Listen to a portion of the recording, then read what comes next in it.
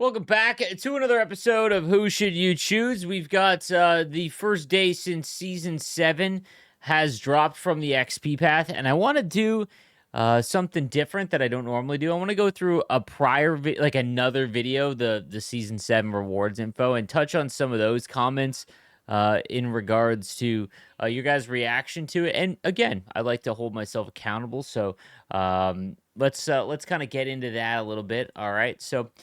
First things first, just I always like touching on the top liked comments. So Gord says, for the content team moving forward, get a list of every team in the NHL. When you make an XP card, draw a line through that team. You are not allowed to make a card for any crossed out team ever until every team gets one card.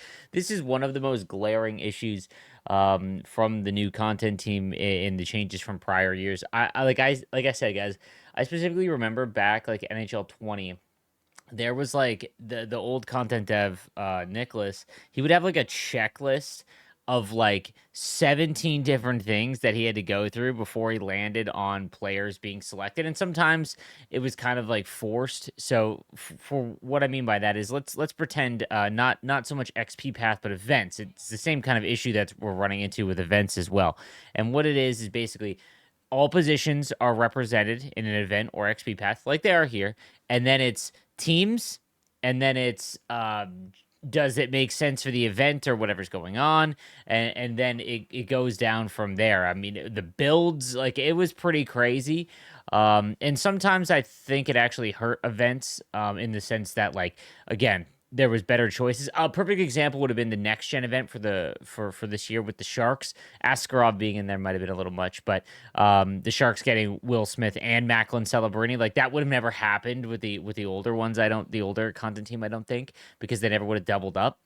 But when it comes to the XP path, I don't understand this because the XP path is legitimately a free card, free in the sense that, like, you just get it given to you by playing the game, and then you upgrade it.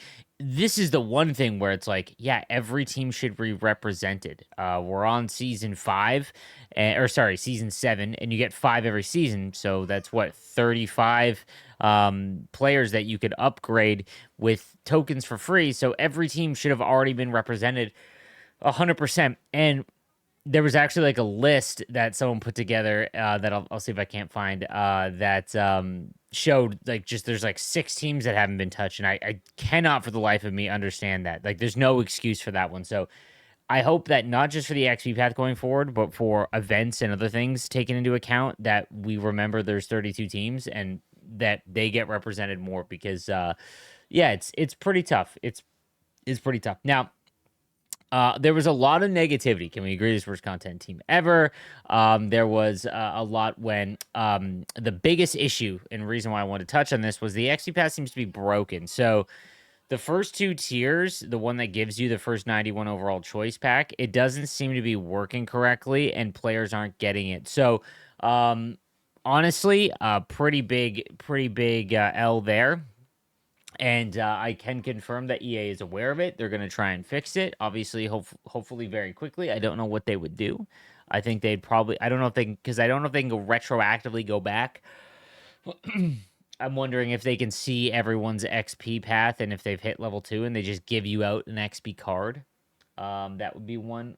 But I'm really not sure what they're going to do to fix it. It looks like the glitch was fixed for 99% of the player base, the glitch being that you can save up your XP from objectives and then cash them in once the event ticked over. I tried it. I had like 300,000 saved in objectives, and it didn't work for me. Some players on Reddit and players in my Discord, it didn't look like it gave them the packs, but it gave them Subban. So I don't know. Again, it looks like it's still an issue, and they're gonna have to try and figure it out for the upcoming year.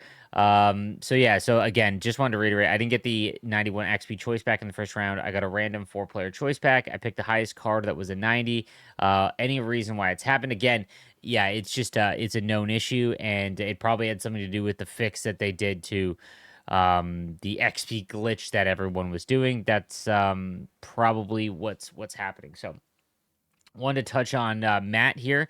I lose a lot of interest in playing the game right around a month or 2 ago because of the fact so many teams in HUT are loaded up with the best cards, and the difference in strengths weaknesses significantly drop when so many teams you play are leaps and bounds better than the team that you have. It is extremely rare to play a team that has an overall similarly skilled team, and once in a blue moon, I'll play a team that I have a significant advantage over.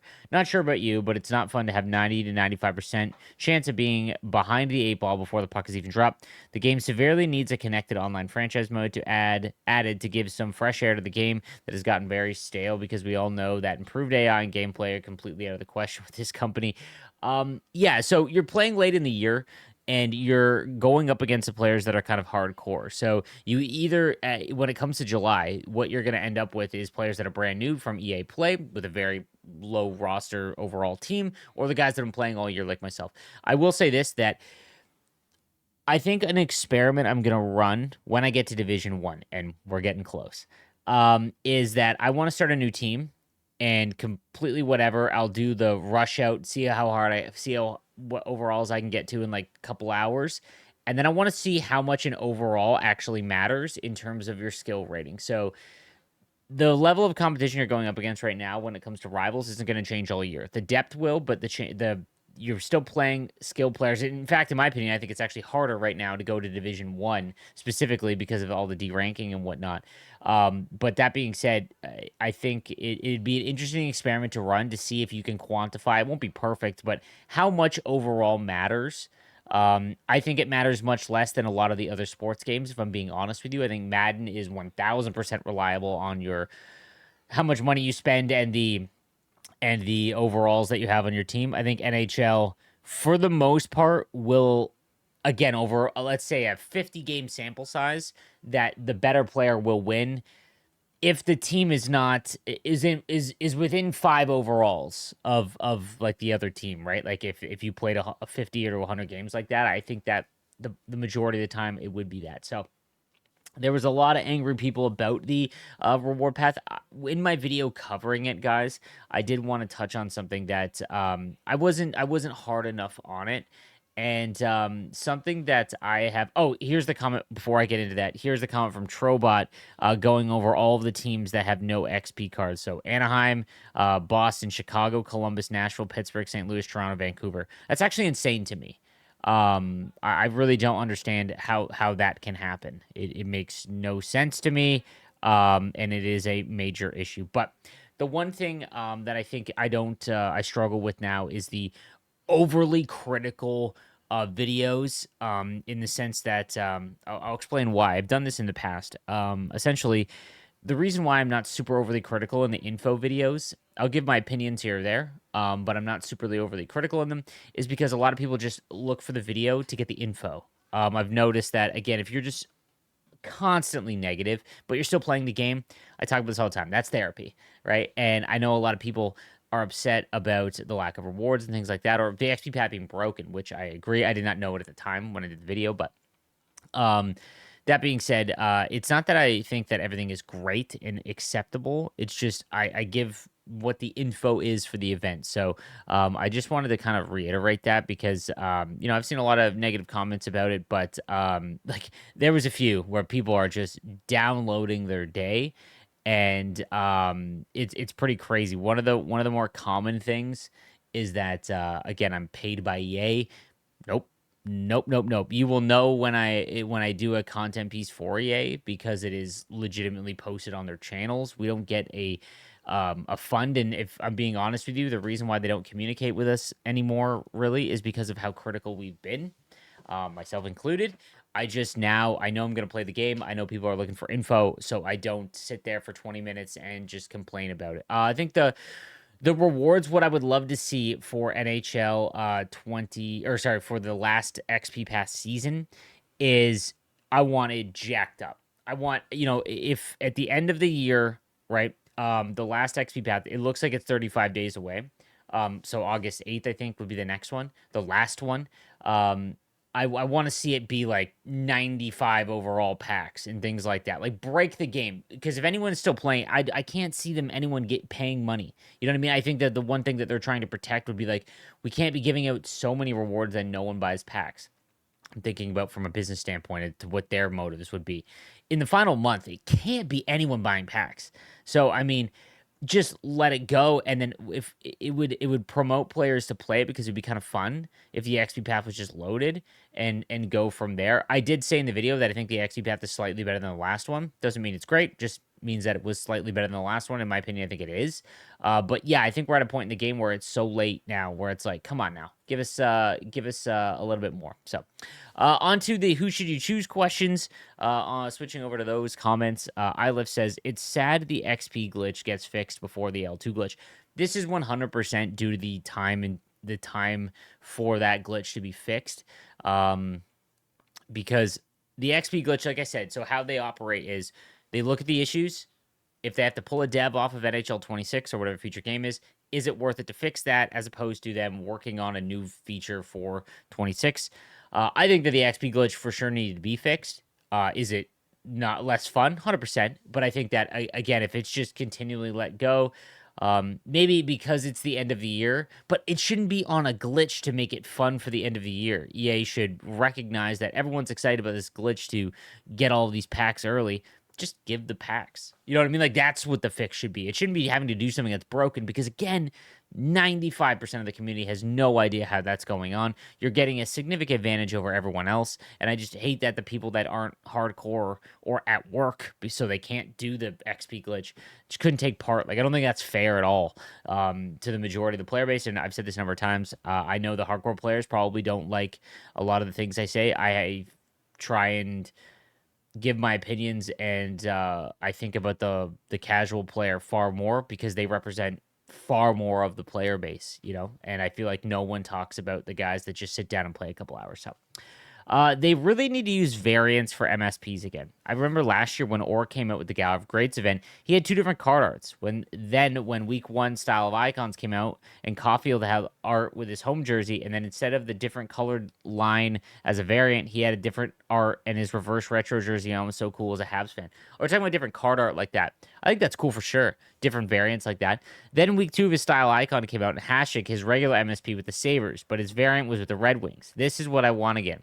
Allow MSPs who have played on multiple teams to get variant art. Shea Weber hasn't had a Habs card all year. They've all been Nashville. I still made his Cornerstones card, but it would be cool if I could equip the Habs art. They already have the technology in the game. The daily hat trick cards all have green art until they hit 95, then the art changes to the team colors. So when it comes to MSPs, you have to remember that the MSPs are they are done by a graphic designer, and I actually think the MSP art is some of the best in all of sports games. I think that the card art for MSPs, not all of them, but I think that NHL specifically does a great job with graphic design in that sense, for the most part. There are some bad ones. Remember Team of the Season last year? Oh my god. But nonetheless, I would love to see it on certain variants. I think what you're touching on about the builds, first of all, I think Madden has this where you can equip like a card art for a team or something along those lines, or switch card art if that player has any other art. That would be sick. So, for example, you get a Shea Weber card that's Montreal and he's like an 82, you have like his 95, you can switch it to that and he's still a 95. The thing is about card art, like for doing multiple MSP art, that's got to be commissioned and done, and that is probably a lot more. I would love that. It would be so much better. I hate the headshot art as a whole, but I got shown, this was years ago, the cost and the actual like licensing of using a player's like Getty image on a card. The cost, guys, would blow your mind. Blow your mind. So they can't do it on every one. The reason why MLB can do it is because they have a deal with Tops. Upper Deck that has no interest in NHL. I wish they did, but I would love to see more builds. What you were talking about, I loved. There was the Gallery of Greats event last year. Ovechkin and Crosby early. Ovechkin specifically early on. It was their rookie cards, right? It was their rookie cards, and he was fast. That I love. Me and Kesso talked about this in NHL 20 or 21. Builds and doing. That's how icons should be done. So give us a it's a bad example. Like, if you're gonna do Yzerman, you could do a rookie Yzerman, and his stats mimic or his attributes mimic what he was as a rookie, as opposed to later in his career, right? I think that's a really fun way to do it, and it would make icons so much more interesting, right? Like so much more interesting. I think it'd be a really fun way to kind of spice things up. I really like the idea of collecting a whole team and getting a reward, like an MSP or something. It would make theme teams more usable and probably would encourage you to actually collect all cards. I'm gonna try an Everblades theme team next year, but our best players are Janot and Nedeljkovic. EA needs to listen to the community more. Thanks again, Sleeves. You're one of the best creators out there. I appreciate that, man. Yeah, theme teams are a mess. The only way that we get theme teams fixed, in my opinion, in NHL is either the parallel system like it's in MLB, where if you use a card, you get XP and you can upgrade that card. Doesn't matter what card it is, all cards get it, and they can go to like a +5. That way, if you use base cards, you could technically get them up +5, and that'd be a lot more usable. But the other way to do it would be some sort of chemistry.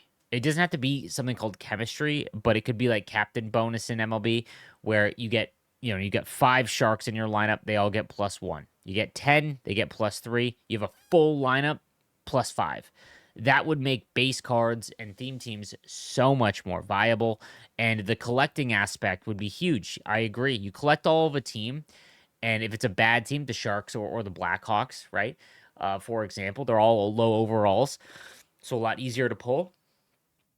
They're cheaper to collect, or they have a lower overall, so you get what would be a good one, like a Brent Seabrook that's like 84 overall. Or if you collect the Oilers, that includes Draisaitl and McDavid, who's always the most expensive. You get a Mark Messier or like something that's like a 90, right? It scales based on collecting. I think this should be for every league as well.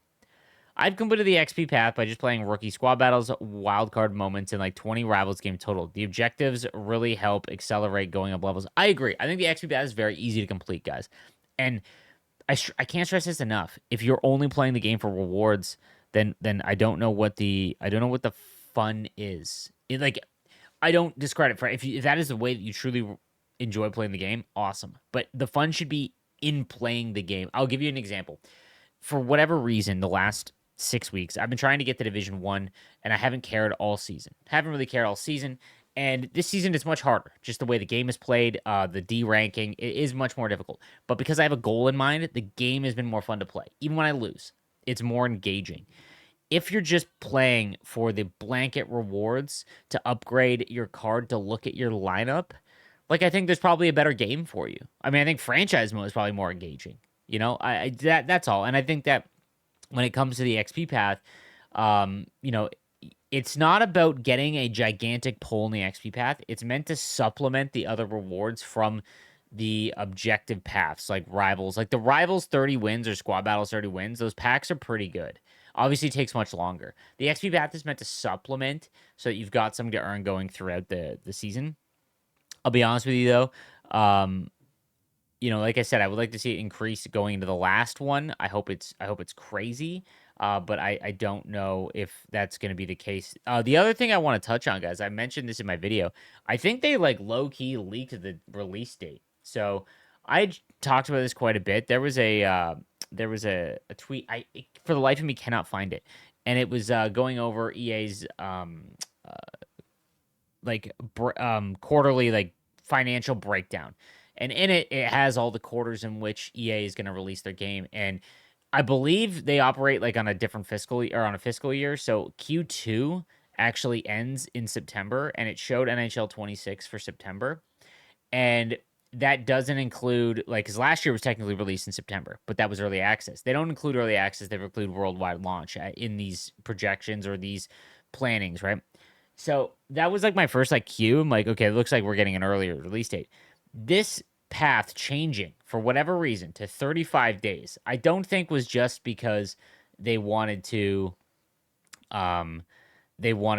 make it faster, but a perfect 70 days from yesterday was September 11th, which is a Thursday.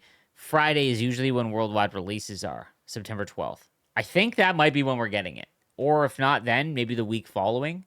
So that would be a pretty substantial change, and I think it'd be a welcome one to get the game back. I'm kind of concerned that it looks like they would lose multiple weeks of dev time, but hey, we'll see how it goes. But yeah, I thought that was interesting. Hey Sleeves, thanks for everything you do for the community. Seriously, I can't imagine trying to make sense of this game without your insight. Appreciate that, my man. That said, I've hit a wall with the current state of Hut. Between the broken auction house and X Factors and icons being overly hyped early and turning out to be joke cards, and MSPs being locked behind unreasonably long grinds, I'm out. I'm almost 40 with a full-time job running a restaurant. That's sick, dude. I mean, congrats on running a restaurant. I know that's got to be insane.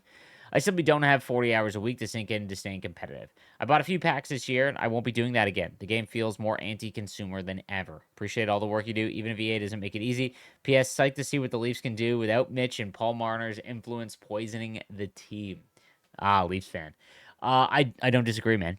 If you watch my videos back at the beginning of the year or my streams, I was telling people not to buy packs. I always tell people not to buy packs. I haven't personally bought a pack in 3 games.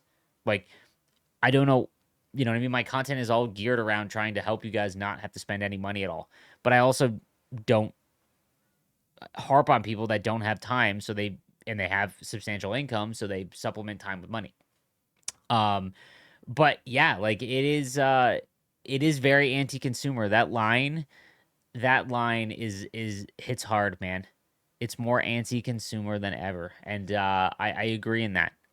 I do agree, and I hope we see some pretty big changes from Hut next year in terms of the main issue I have with content and things like that is that's all fixable.